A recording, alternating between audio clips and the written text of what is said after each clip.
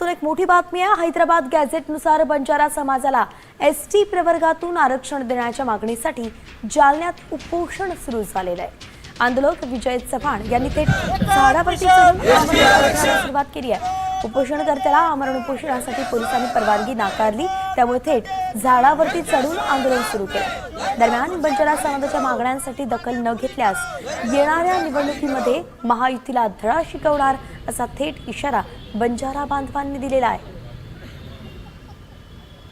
तर या आंदोलनकर्त्याशी संवाद साधलाय आमचे प्रतिनिधी अक्षय शिंदे यांनी। पाहू।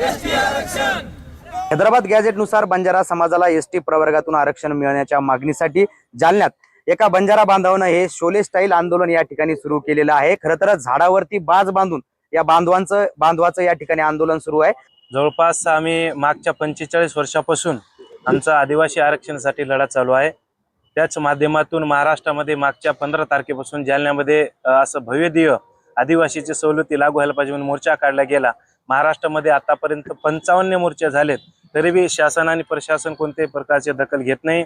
म्हणून 4 दिवसापूर्वी आम्ही इथं कलेक्टर, जिल्हाधिकारी कार्यालय आणि एसपींना रितसर निवेदन दिले की आम्ही आमरण उपोषणासाठी बसणार आहोत। शासनाने त्याची कोणत्या प्रकारची दखल घेतली नाही। आमचे निवेदन त्यांनी कचरापेटीत टाकले काय असा प्रश्न आमच्या समोर निर्माण झालाय। त्यानंतर आमचे 18 संघर्ष होते, ज्यांनी 5-5, 10-10 दिवस आमरण उपोषण केले, त्यांची सरकारने दखल घेतली नाही। आमच्या समाजाचे 4 मुलांनी प्राणाची आहुती दिली, त्याची दखल सरकारने घेतली नाही। आता काय झालं बघा, याच्या एवढं जे मोर्चे निघाले महाराष्ट्रभरात, तर शासनाकडून काही प्रतिसाद न मिळाल्यामुळे सगळे समाज भावना लोकांचे दुखावलेले।